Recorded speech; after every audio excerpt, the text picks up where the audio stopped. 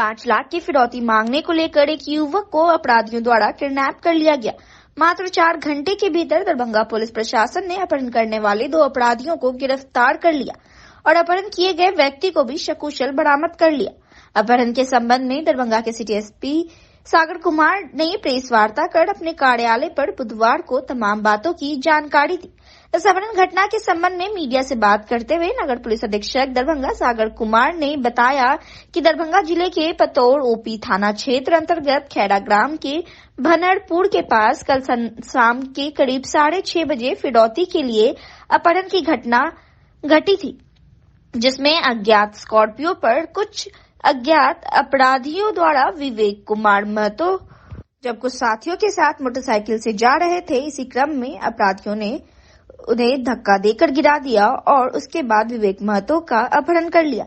इसके बाद उनके परिजन को फोन करके 5 लाख रुपए की मांग की गई थी और इस घटना की सूचना जैसे ही परिजन द्वारा थाने को मिली और दरभंगा के वरीय पुलिस अधीक्षक अवकाश कुमार के द्वारा वायरलेस के माध्यम से सभी थाना को अलर्ट कर दिया गया और दरभंगा के नगर पुलिस अधीक्षक सागर कुमार के नेतृत्व में एक टीम गठित की गई और इस पर त्वरित कार्रवाई करते हुए घटना के 4 घंटे के अंदर ही उद्भेदन कर लिया गया और जिस व्यक्ति को अपहरण कर लिया गया था उनका सकुशल बरामद कर लिया गया और अपहरण की घटना को अंजाम देने वाले 2 आरोपी को दरभंगा पुलिस ने गिरफ्तार कर लिया है और अन्य लोग इस घटना में शामिल होने की आशंका है, जिसकी दरभंगा पुलिस छापेमारी कर रही है। इन लोगों की भी गिरफ्तारी होगी। दरभंगा के नगर पुलिस अधीक्षक ने तमाम घटना के संबंध में और क्या कुछ कहा, आइए आपको सुनाते हैं। पतौर ओपी क्षेत्र अंतर्गत खैरा ग्राम के भनहर पुल के पास कल संध्या करीब 6:30 बजे एक फिरौती हेतु अपहरण की घटना घटित हुई थी, जिसमें एक अज्ञात स्कॉर्पियो पर बैठे कुछ अज्ञात अपराध कर्मियों के द्वारा विवेक कुमार महतो पिता राम सोगारत महतो, जो कि अपने कुछ साथियों के साथ मोटरसाइकिल से जा रहे थे, जाने के क्रम में अपराध कर्मियों द्वारा धक्का दे करके उन्हें गिराया गया और उसके बाद विवेक महतो को अपहरण कर लिया गया था। बाकी जो इनके 2 साथी थे वो भागने में सफल रहे थे। इसके बाद उनके परिजन को फोन करके 5 लाख रुपए की रंगदारी की मांग की गई थी और यह सूचना थाना को जैसे ही प्राप्त हुई परिजन के द्वारा अपहृत के, तो इसमें वरीय पुलिस अधीक्षक महोदय दरभंगा के द्वारा वायरलेस के माध्यम से सभी थानाध्यक्ष को अलर्ट किया गया और हमारे नेतृत्व में एक टीम का गठन किया गया घटना के उद्भेदन हेतु, जिसमें अनुमंडल पुलिस पदाधिकारी सदर, डीआईयू की टीम, स्थानीय थाना की टीम सम्मिलित थे। इस घटना का उद्भेदन जो है कर लिया गया है घटना के 4 घंटे के भीतर। इसमें जो अपहृत है उनकी सकुशल बरामदगी भी सुनिश्चित की गई है और तकनीकी अनुसंधान के आधार पे पंडा सराय गुमटी के पास से स्कॉर्पियो को अपने कब्जे में लेकर के 2 अभियुक्तों की गिरफ्तारी की गई है, जिनका नाम राजा कुमार ठाकुर है एवं राकेश कुमार यादव है। ये दोनों ही व्यक्ति तारालाही बहादुरपुर के रहने वाले हैं और इसमें स्कॉर्पियो को भी बरामद किया गया है और पूछताछ के क्रम में दोनों अपराध कर्मियों ने अपना जो संलिप्तता है वो स्वीकार किया है और घटना की पुष्टि जो अपहृत है उनके भी बयान से हुआ है। इसमें 3 व्यक्ति कुल फरार चल रहे हैं, छोटे मुरारी सिंह, गोलू साहू एवं शंकर सहनी। इस घटना को करने में कुल 5 व्यक्ति सम्मिलित थे और इसमें जो बरामदगी हुई, जैसा कि बताया, घटना में प्रयोग किया गया स्कॉर्पियो, मोबाइल फोन एवं 4050 रुपए जो कि अपहृत के पास उस समय था, जो कि इन्होंने छीना था, तो इसको जो है बरामद किया गया है। सर आदमी आएगा या अज्ञात किसी को भी लूटने के लिए पहुंचे? देखिए, घटना के बारे में जो अनुसंधान में अभी तक तथ्य सामने आया है वह यह है कि जो अपहृत हैं वो पूर्व में आगरा में एक डायमंड के कारोबारी के यहाँ काम करते थे और उसके बाद अपहृत कुछ राशि लेकर के अपने गांव भाग गए थे, जिसके बाद आगरा में एक केस भी दर्ज हुआ था। आगरा की टीम इनको गिरफ्तार भी करके ले गई थी और उसके बाद छोटे मुरारी सिंह के द्वारा तथाकथित रूप से इनके जमानत करने में कुछ राशि दिया गया था और जिसकी मांग कर रहे थे और परिजन देने से इनकार कर रहे थे। परिजन का कहना था कि उनके द्वारा जो है कोई राशि जमानत कराने में नहीं दिया गया है। इसी मांग के मद्देनजर यह घटना को कारित किया गया। अब तक के अनुसंधान में यह बात सामने आई है। लेन देन की बात है तो ये स्वीकार किया क्या ऐसी बात है सर? अपहृत तो इस संबंध में अभी कुछ विशेष नहीं बताए हैं। हालांकि इसका हम लोग माननीय न्यायालय में भी बयान दर्ज कराएंगे और अग्रतर अनुसंधान में और स्पष्ट हो पाएगा। एक सर काफी इम्पोर्टेंट बात वो बताया है, जिसका अपहृत ने बताया कि पुलिस की वर्दी में वो लोग थे और बोले हम पुलिस वाले हैं। क्या इस तरह की आपकी इंट्रोगेशन में आई है बात? अभी तक यह पुष्टि नहीं हुआ है। जब बाकी 3 व्यक्ति गिरफ्तार होंगे तो मे भी और खुलासा हो पाएगा। लेकिन शराब के कारोबार से मिला है क्या? शराब के कारोबार से ये लोग वो बता रहा है कि हम लोग जो है एक्साइज डिपार्टमेंट से आए हैं, तो ऐसा कुछ इस विषय पर भी आप लोग देख रहे हैं क्या? कोई शराब का भी मामला है जुड़ा हुआ? इसमें जो आपराधिक इतिहास का जहां तक बात है, जो गाड़ी चला रहे थे राकेश कुमार यादव, जो स्कॉर्पियो के चालक थे, वो पूर्व में शराब के केस में जेल गए। ये अभी तक के अनुसंधान। तो ये माना जाए कि ये प्योर क्राइम था सर, अपहरण फिरौती के लिए ही था क्या? पुलिस को फिरौती के लिए ही यह अपहरण जो है वो कारित किया गया। आर्म्स भी था सर कोई का? आर्म्स की कोई बरामदगी नहीं हुई है, ना वादी के द्वारा बताया गया है। लाठी के द्वारा मार करके मोटरसाइकिल को डिसबैलेंस किया गया। सर, प्रथम दृष्टया जिस तरह की बात आप सामने कह रहे हैं कि लाठी से अपहरण हुआ, ये अपने आप में एक अलग बात कही जा रही है। क्या इसमें जो सूत्रों की जानकारी प्राप्त हो रही है, इस शराब के पैसे की लेन देन की जो बंटवारा था, इसको भी एक तरह से देखा है? क्या इस पर भी पुलिस? अभी तक इस प्रकार का कोई तथ्य सामने नहीं आया है। ये आगरा में काम करते थे, इसकी पुष्टि हुई है। अभी यहाँ क्या काम करते थे सर, जो जिनका अपहरण हुआ? अभी यह जानकारी हमारे पास उपलब्ध नहीं है। सर, जो लोग की गिरफ्तारी हुई है, ये लोग जो है क्या आपराधिक इतिहास भी कहीं रहा इन लोगों का? बताया है जैसे कि हमने, जो गाड़ी चालक थे राकेश कुमार यादव, उनके विरुद्ध लहरियासराय थाने में एक शराब से संबंधित मामला दर्ज है। बाकी लोग जो है इसमें, वो लोग को गिरफ्तारी के लिए क्या कुछ किया जा रहा है? इसमें जो मुख्य किंगपिन है इस पूरे घटना का छोटे मुरारी सिंह है। इसके अलावा 2 और व्यक्ति हैं, गोलू शाह एवं शंकर सहनी। ये 3 व्यक्ति फरार चल रहे हैं। 2 व्यक्तियों की गिरफ्तारी हुई। लोकसभा आम निर्वाचन 2024 के लिए प्रतिनियुक्त किए गए दरभंगा के सभी सेक्टर पदाधिकारी को लोकसभा आम निर्वाचन स्वतंत्र, निष्पक्ष और भयमुक्त संपन्न करवाने के लिए दरभंगा प्रेक्षागृह में 1 दिवसीय प्रशिक्षण सह कार्यशाला का आयोजन जिला निर्वाचन पदाधिकारी सह जिला अधिकारी राजीव रोशन की अध्यक्षता में किया गया। प्रशिक्षण के प्रारंभ में जिला निर्वाचन पदाधिकारी द्वारा उन्हें संबोधित करते हुए बताया कि चुनाव की तिथि से 6 महीने पहले से ही चुनाव को स्वतंत्र, निष्पक्ष और भयमुक्त वातावरण में संपन्न कराने के लिए सेक्टर पदाधिकारी द्वारा अपने क्षेत्र में तैयारी प्रारंभ कर दी जाती है और यह आवश्यक भी है, क्योंकि प्रेस नोट जारी होने के बाद बहुत कम समय मिलता है। एक सेक्टर पदाधिकारी को अपने क्षेत्र के भेद्यता की मैपिंग भी करनी है। सभी मतदान केंद्रों पर आयोग द्वारा निर्धारित 11 प्रकार की सुनिश्चित न्यूनतम सुविधा सुनिश्चित करनी है। पूरे क्षेत्र के सभी मतदान केंद्रों के रूट से भलीभांति परिचित होना है। उन्होंने कहा कि विगत चुनाव का इतिहास में व्यवधान उत्पन्न करने वाले तथ्य की जानकारी लेनी होती है और इसका प्रतिवेदन भी उपलब्ध कराना होता है, ताकि तदनुसार विधि व्यवस्था की कार्रवाई की जा सके। मतदान तिथि के 1 दिन पहले रात में यह सुनिश्चित करना होता है कि सभी मतदान केंद्रों पर सभी मतदान कर्मी, पीठासीन पदाधिकारी और पुलिस बल पहुंच चुके हैं। साथ ही मतदान तिथि को सुबह से ही सभी पीठासीन पदाधिकारी को मॉक पोल के लिए तैयार करवाना होता है। उन्होंने कहा कि सभी मतदान केंद्र पर ईवीएम कार्यरत रहे, यह सुनिश्चित करना होता है। मॉक पोल के उपरांत मॉक पोल का डिलीट करवाकर वीवीपैट से मॉक पोल की पर्ची हटाकर ससमय मतदान प्रारंभ करवाना सुनिश्चित करना होता है।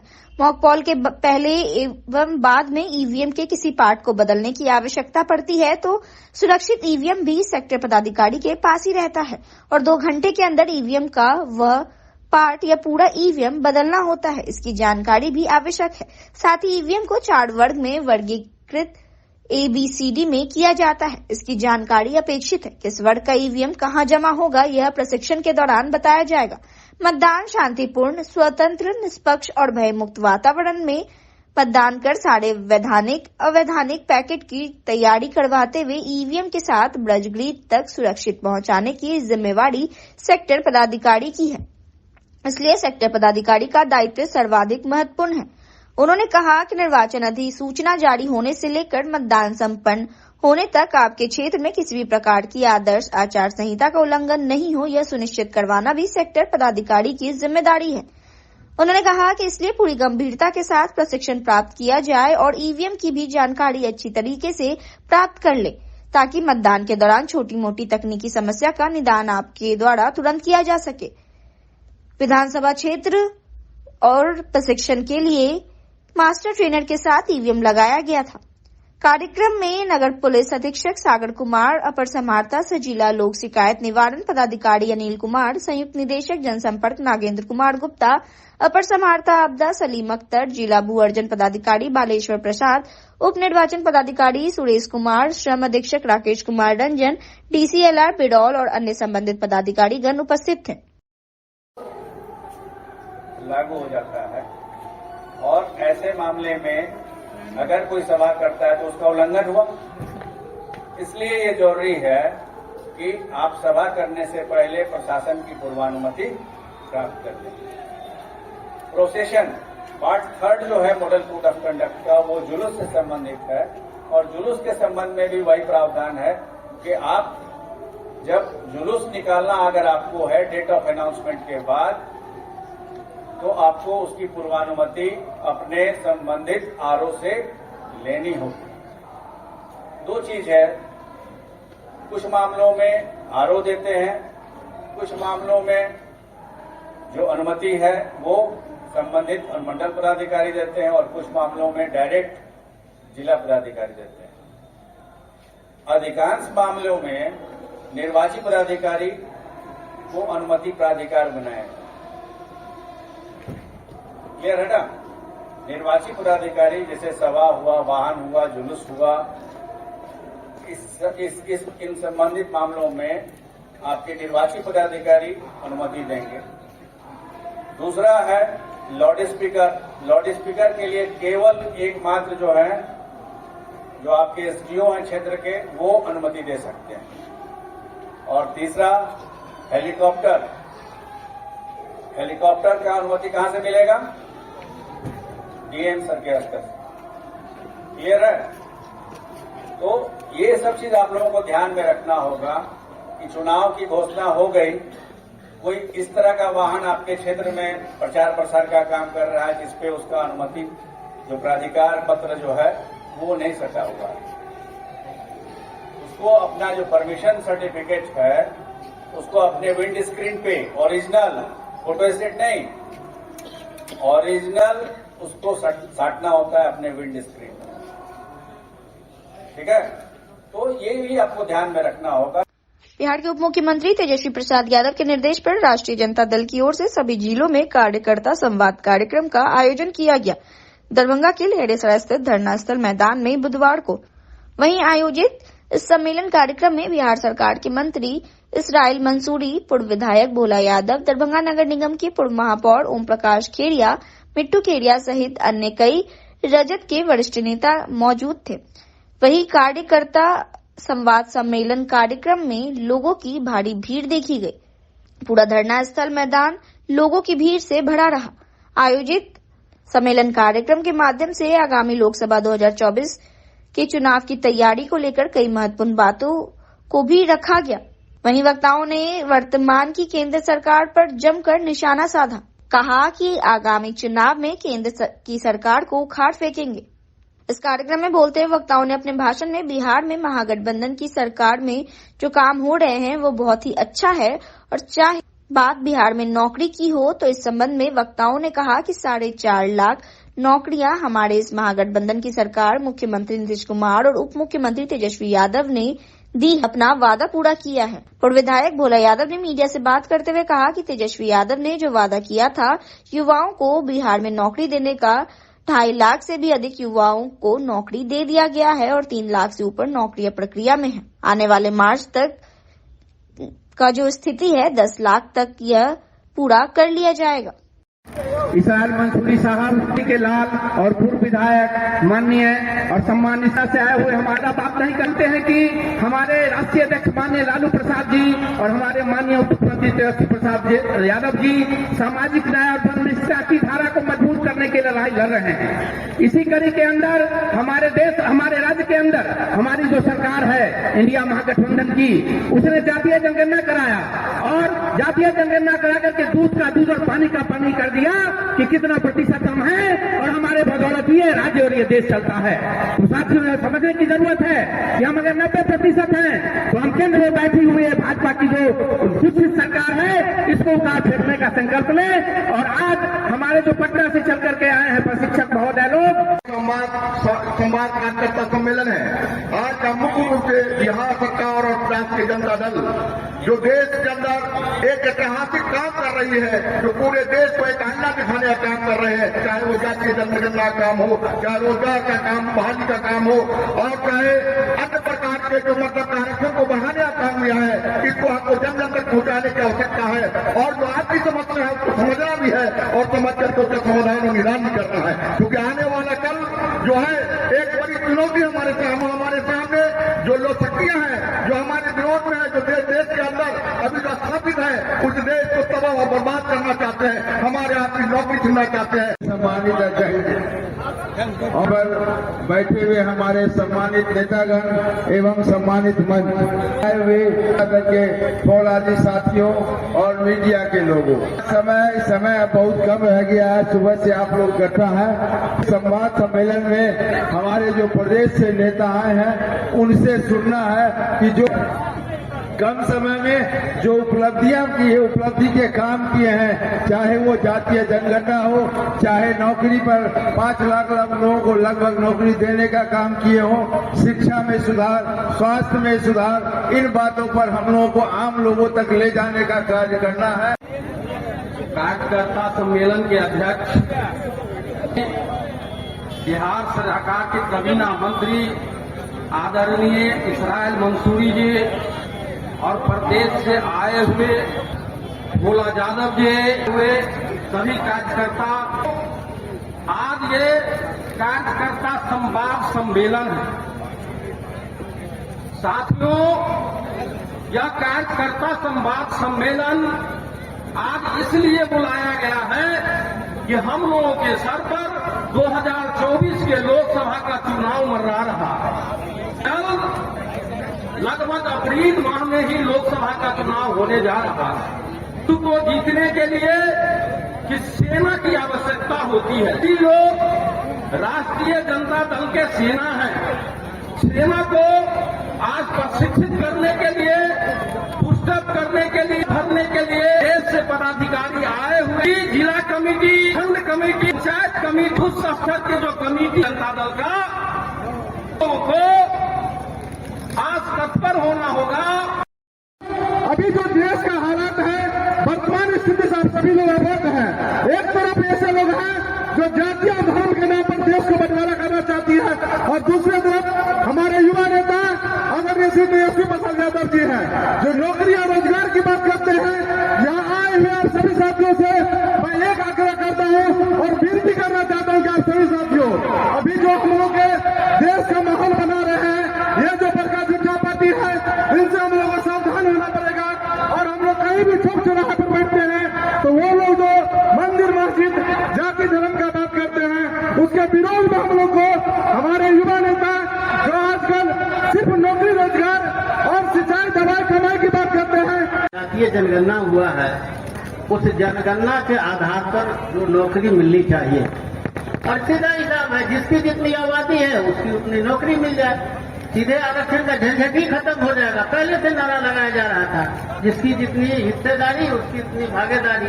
जो जितनी आबादी है, जो कुछ लोग जो कब्जा किए हुए हैं, उससे तो कब्जा सीधे हट जाए। ऐसे 65% की अभी तक आरक्षण हुआ है पिछड़े दलित अल्पसंख्यकों का, उसमें आउटसोर्सिंग से बैकडोर से हो रहा है। हम माननीय सम्मानित मंत्री जी से निवेदन करना चाहेंगे, इस ये जो आउटसोर्सिंग वाले को उसको रोक लगाइए या उसको पता करिए कि कितना % वो पिछड़े वर्ग को दलित को मिल रहा है, इसमें कोई आरक्षण लागू नहीं हो रहा है। दूसरी बात, पहले से ये तय था कि रोटी मकान सस्ती हो और शिक्षा स्वास्थ्य मुफ्ती हो। जब तक आप स्वास्थ्य पूरा मुफ्त नहीं होगा, शिक्षा पूरा मुफ्त और उत्कृष्ट नहीं होगा, तब तक समाज के जो कमजोर तबके के लोग हैं, जो पिछड़े दलित वर्ग के लोग हैं, उनका कल्याण संभव नहीं है। सभी जिलों में कार्यकर्ता संवाद सम्मेलन का आयोजन किया गया है। उसी के तहत आज हम लोग दरभंगा राष्ट्रीय जनता दल कार्यकर्ता संवाद सम्मेलन में पहुंचे हैं, जिसमें हम लोग की मुख्य मुद्दा जो हम लोग महागठबंधन की सरकार जो ऐतिहासिक निर्णय लेने का काम किया है, उस चीज़ों से हम लोग पार्टी के समर्पित कार्यकर्ताओं को संदेश देना चाहते हैं, ताकि यह संवाद गांव-गांव और गली-गली में लोगों के बीच में जाए कि महागठबंधन की सरकार ने जो महत्वपूर्ण काम किए हैं, जैसे कि जाति गणना कराने का काम किया है महागठबंधन की सरकार ने, और जाति गणना का उद्देश्य है जब तक बीमारी का पता नहीं चलेगा तब तक इलाज संभव नहीं। अब बीमारी का पता चल गया है कि कहां पर क्या चीज की जरूरत है, कौन सी दवा दी जाएगी, ताकि अंतिम पंक्ति के जो पीछे बैठे हुए लोग हैं उनको फलाहल हो, उनकी मजबूती हो। इसलिए महागठबंधन सरकार उस पर काम करने का काम कर रही है। दूसरी बात, आप जैसा कि देख रहे हैं कि महागठबंधन सरकार 1 साल के अंदर में विभिन्न सेक्टरों में लगभग 5 लाख नौकरियां बेरोजगारों को देने का काम किया है। ये सब तमाम जो मुद्दे हैं, ये मुद्दे हम लोग रोजगार की बात करते हैं, स्वास्थ्य व्यवस्था हो चाहे शिक्षा में सुधार की बात करते हैं, और कुछ लोग नफरत की बात करते हैं। तो समाज में जब रोजगार होगा तभी जाकर के समाज विकास की ओर होगा। हम महागठबंधन की सरकार जो काम कर रही है, तो तमाम कामों को हम लोग जनता के बीच ले जाने के लिए यह संवाद कायम करने का काम किया है। अयोध्या में प्राण प्रतिष्ठा है, अयोध्या में अक्षत निमंत्रण दिया जा रहा है, क्या कहेंगे इसको? वो आस्था का विषय है, और हम मानते हैं कि राजनीति में धर्म को कहीं से आड़े नहीं लेना चाहिए।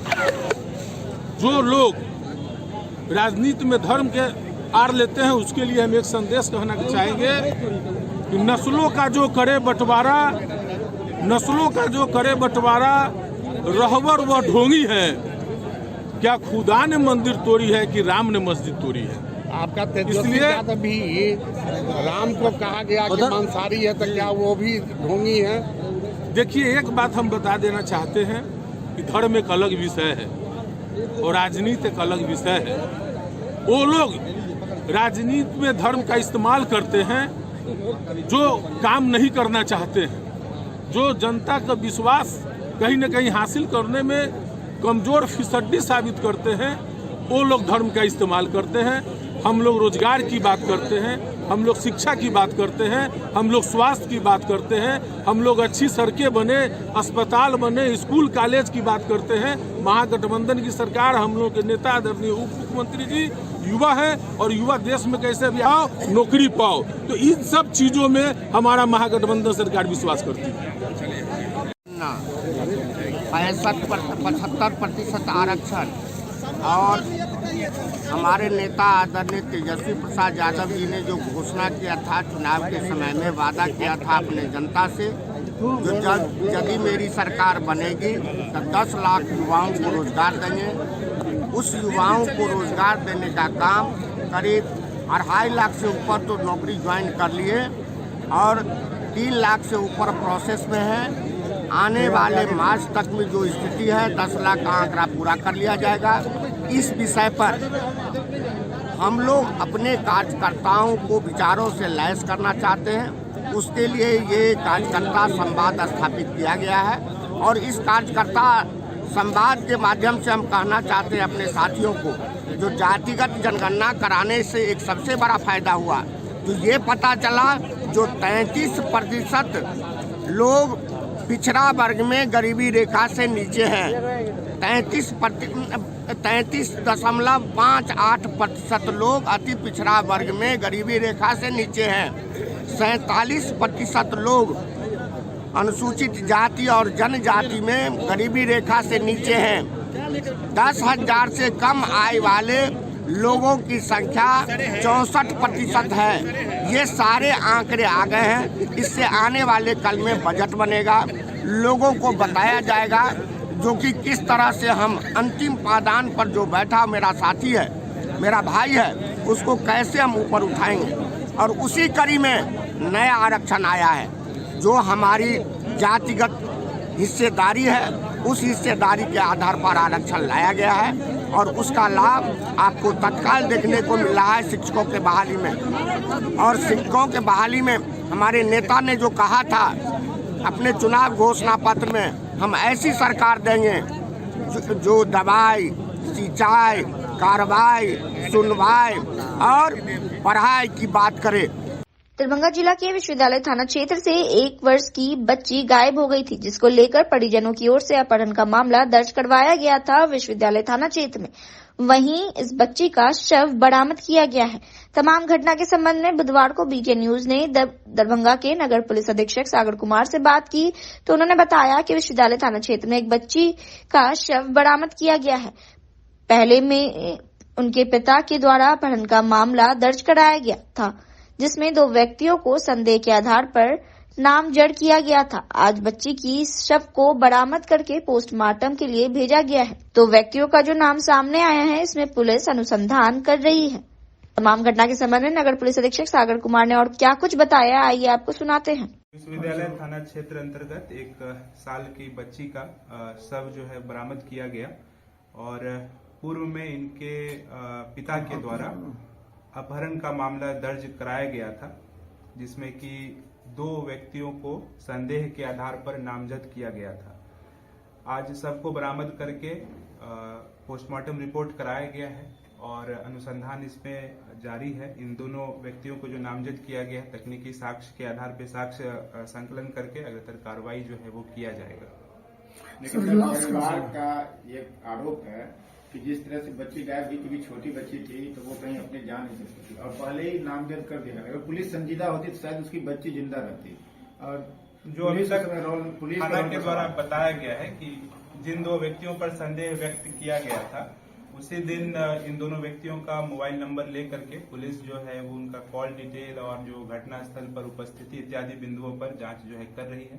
शीघ्र ही इस मामले का उद्भेदन जो है वो कर लिया जाएगा। आप लोगों को जानकारी मिलेगी। बच्ची की लाश कहाँ से मिली थी, बॉडी कहाँ से मिला था, इसकी जानकारी अभी उपलब्ध हमारे पास नहीं। 10 जनवरी को भारतीय जनता युवा मोर्चा दरभंगा के द्वारा pride Mithila family restaurant Darbhanga Sakri highway Ranipur में प्रेस वार्ता जिला अध्यक्ष बालेंदु झा की अध्यक्षता में आयोजित किया गया। वहीं जिला अध्यक्ष बालेंदु झा ने प्रेस वार्ता को संबोधित करते हुए कहा कि आगामी 12 जनवरी 2024 को स्वामी विवेकानंद जयंती के शुभ अवसर पर पटना के मिलर हाई स्कूल ग्राउंड में आयोजित होने वाले युवा समागम सह युवा जनप्रतिनिधि सम्मान समारोह में जिले के सभी विधानसभा से सैकड़ों की संख्या में युवाओं कार्यक्रम में शामिल होंगे। उन्होंने बताया कि इस कार्यक्रम में भाजयुमो राष्ट्रीय अध्यक्ष तेजस्वी सूर्या भाग लेंगे और इस कार्यक्रम के माध्यम से बिहार के हजारों युवा को आगामी लोकसभा विधानसभा चुनाव में बिहार प्रचंड जीत को लेकर आह्वान करेंगे। प्रेस वार्ता को संबोधित करते हुए जिला महामंत्री गजेंद्र मंडल ने कहा कि पिछले चुनाव के आह्वान में भाजयुमो के राष्ट्रीय अध्यक्ष तेजस्वी सूर्या ने दरभंगा से युवाओं के संगठन के प्रति समर्पण और सात विधानसभा और लोकसभा चुनाव के निमित्त युवाओं में जोश भरने के लिए शुरुआत की थी, जो इस वर्ष पटना के मिलर ग्राउंड से शुरुआत की जा रही है। वहीं इस प्रेस वार्ता में जिला उपाध्यक्ष सूरज चौधरी ने पत्रकारों को संबोधित करते हुए कहा कि मंडल स्तर पर प्रभारी बनाकर युवा मोर्चा से अधिक युवाओं की सहभागिता के प्रयास में लगी हुई है। दरभंगा जिला से अच्छी संख्या में युवाओं की सहभागिता होगी। प्रेस वार्ता में जिला मीडिया प्रभारी मणिकांत ठाकुर, जिला प्रवक्ता शशि भूषण मुख्य रूप से उपस्थित थे। जी बालेंदु जी, आज प्रेस वार्ता बुलाया गया है, क्या है मुद्दा? सबसे पहले भारतीय जनता युवा मोर्चा दरभंगा जिला के इस दूसरे कार्यकाल में पहले प्रेस वार्ता में आए हुए सभी मीडिया बंधुओं का मैं हार्दिक अभिनंदन करता हूं। हमारे परिचय करा दूं, हमारे साथ बैठे हैं हमारे जिला के महामंत्री युवा मोर्चा के गजेंद्र मंडल जी, हमारी दाईं ओर सूरज चौधरी जी, मीडिया प्रभारी मणिकांत ठाकुर जी और जिला के प्रवक्ता शशि भूषण चौधरी जी। हम लोग आज इस प्रेस वार्ता में आए हैं 12 तारीख को स्वामी विवेकानंद जी के जन्म दिवस के अवसर पर युवा दिवस कार्यक्रम हम लोग सब बार मनाते हैं। इस बार इस कार्यक्रम को बहुत ही बृहत रूप से युवा मोर्चा बिहार परिवार मनाने जा रही है, जिसमें हमारे राष्ट्रीय अध्यक्ष तेजस्वी सूर्या जी का भी आना तय है और बिहार के भी सभी वरिष्ठ गणमान्य नेतागण रहेंगे। पटना में मिलर हाई स्कूल में युवा समागम सह जनप्रतिनिधि सम्मान समारोह का आयोजन किया गया है, जिसमें बिहार के सभी जिलों से अधिक संख्या में लोगों को, युवा साथियों को बुलाया गया है। यहाँ प्रभारी नियुक्त करके प्रदेश अध्यक्ष लगातार संपर्क में है। हम लोग जिला के कोने कोने से, सभी मंडलों से यहाँ कैसे अधिक से अधिक संख्या में युवा समागम कार्यक्रम में युवा साथी जाएं और जो युवा जनप्रतिनिधि हैं उन सभी जनप्रतिनिधियों से हमारे कार्यकर्ता संपर्क करके उन्हें भी युवा समागम और जनप्रतिनिधि सम्मान कार्यक्रम जो है उनमें सभी जनप्रतिनिधियों को पटना के मंच पर सम्मानित किया जाएगा। तो वैसे जनप्रतिनिधियों को चिन्हित करके हम लोग युवा समागम के लिए आमंत्रित कर रहे हैं और युवा साथियों को अधिक से अधिक संख्या में कैसे इस युवा समागम कार्यक्रम में हम लोग वहां पर ले जाएं, इसके लिए लगातार अलग अलग प्रभारी बना के अलग अलग विधानसभा में हमारे कार्यकर्ता लगे हुए हैं। मैं कह सकता हूं कि दरभंगा जिला से 500 से 1000 के बीच में करीब 1000 युवा साथी 12 तारीख को स्वामी विवेकानंद जी की जयंती पर हम लोग युवा समागम में जाने की तैयारी कर रहे हैं। विभिन्न विधानसभा से अपने अपने साधन और बस की भी व्यवस्था की गई है, उससे युवा साथी और युवा जनप्रतिनिधिगण पटना 12 तारीख को जाएंगे। जी अपना परिचय देंगे। गजेंद्र कुमार, जिला महामंत्री भाजयुमो परिवार दरभंगा। ज़्यादा से ज़्यादा जो कार्यक्रम पटना में होने जा रहा है उसमें सहभागिता हो दरभंगा का, उसके लिए क्या प्लान है आप लोगों का? हमारे भाजयुमो परिवार के जितने भी सदस्य हैं सबों ने जितने भी जनप्रतिनिधि है स्थानीय और दूर दूर के अपने विधानसभा में उन सबों से संपर्क किया है, उनका आमंत्रण दिया है ताकि आगामी 12 जनवरी को जो युवा समागम कार्यक्रम और जनप्रतिनिधि सम्मान कार्यक्रम है पटना के मिलर हाई स्कूल के प्रांगण में, उसमें उनकी सहभागिता सुनिश्चित हो। इसके लिए ज़्यादा से ज़्यादा लोगों को आमंत्रित किया गया है, उनसे आग्रह किया गया है कि वे अपने वाहनों का प्रयोग करें या सार्वजनिक वाहनों का प्रयोग करके ज़्यादा से ज़्यादा संख्या में वहाँ पहुँचे। पटना के मिलर स्कूल में युवा समागम कार्यक्रम हो रहा है, कौन कौन से अतिथि वहाँ शिरकत कर रहे हैं इस कार्यक्रम के दौरान?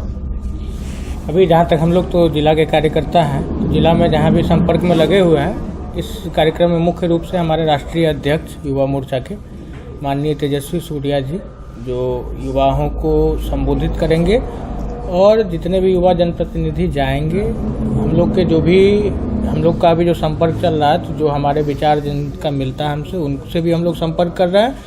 जो अदर विचार से आने वाले उन लोगों से भी संपर्क कर रहे हैं। तो हम लोग का ये है कि भारतीय जनता युवा मोर्चा या भारतीय जनता पार्टी जिस प्रकार युवाओं को मौका दे रही है, तो हम लोग चाहते हैं कि ज़्यादा से ज़्यादा उस दिन 12 जनवरी युवा दिवस के अवसर पर, उस दिन राष्ट्रीय युवा दिवस है, और ज़्यादा से ज़्यादा संख्या हमारे बिहार के जो भी साथी हैं वो आकर के उनका संबोधन सुने और हम लोगों से जुड़े।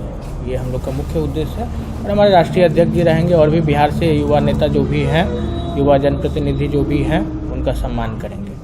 अभी आपने युवा की भागीदारी की बात की है। सम्मेलनों में युवा की भागीदारी तो होती है, लेकिन सीट बंटवारा के वक्त युवा गायब रहता है। देखिए, ऐसा तो सही बात है, आपने सही कहा कि युवाओं की भागीदारी होती है लेकिन सीट बंटवारे के वक्त। लेकिन आने वाला समय में, आने वाला जो समय है बिहार के लिए और आने वाला समय जो है भारतीय जनता पार्टी के लिए, उनके कार्यकर्ता के लिए, ये कहीं ना कहीं अभी जो वर्तमान में जिस प्रकार का नेतृत्व हम लोगों को मिल रहा है जिला से लेकर राष्ट्रीय स्तर तक, तो आने वाला समय में ये अपेक्षा रखते हैं कि युवा का जो है वो बिहार में भी युवा का भविष्य सुनहरा है। पार्टी में या मोर्चा में या किसी भी तरीके से भारतीय जनता पार्टी में जो भी कार्यकर्ता काम कर रहे हैं, उनका भविष्य आने वाले समय में युवाओं की भागीदारी को महत्व दी जाएगी।